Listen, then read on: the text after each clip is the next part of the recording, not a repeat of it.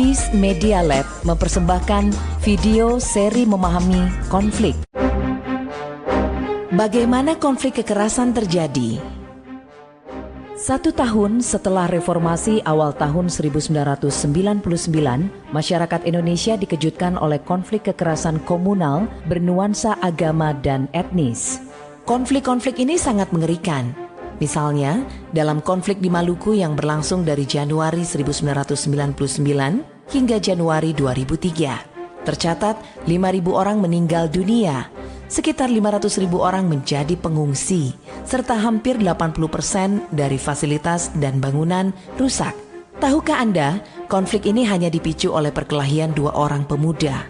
Tapi mengapa konflik ini meledak dan sulit dipadamkan hingga 4 tahun lamanya, serta memakan ribuan korban? Marilah kita mengenali dan memahami konflik. Konflik kekerasan berkecamuk karena ada suatu peristiwa. Misalnya perkelahian, pembunuhan, sengketa, perebutan kekuasaan, dan lain-lain. Inilah yang disebut pemicu konflik. Pemicu bisa dilihat peristiwanya dan akibatnya. Tetapi ada faktor lain yang mendasar, yaitu akar konflik. Akar konflik biasanya tidak terlihat di permukaan. Akar konflik ini bisa berupa ketidakadilan, diskriminasi, korupsi, dan lain-lain. Selama akar ini masih ada, maka konflik sulit dihilangkan. Akar konflik ini seperti ranting-ranting pohon yang kering. Jika ada pemicu, maka dengan mudah terbakar. Ketika ranting mulai terbakar, maka apinya bisa merembet karena ditiup angin, hingga terjadi kebakaran hutan yang luas. Angin inilah yang disebut akselerator konflik. Akselerator konflik bisa berupa isu agama, suku, atau identitas-identitas lain. 3 hal di atas disebut faktor konflik. Selain faktor konflik, suatu konflik berlangsung karena ada aktor. Siapakah mereka? Provokator, yaitu aktor-aktor utama yang terlibat dalam konflik.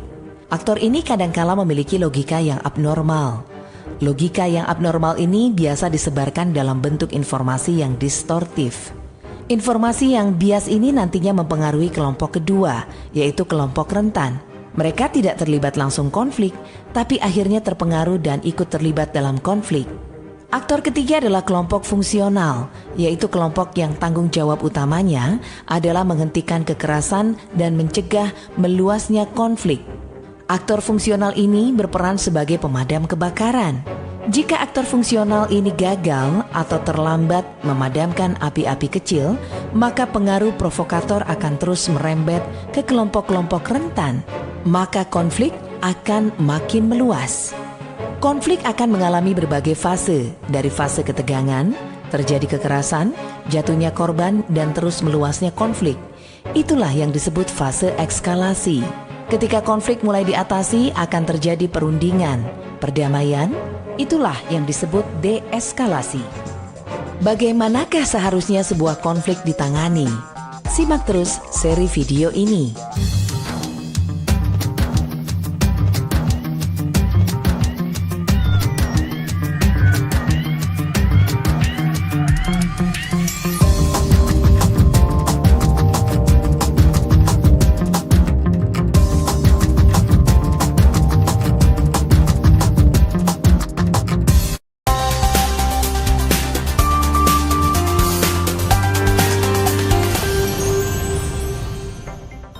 Kerusuhan yang berbau sara terjadi lagi di Indonesia. Satu gereja di Desa Sukamakmur, Gunung Muria, Aceh Singkil dilaporkan dibakar massa pada 13 Oktober 2015.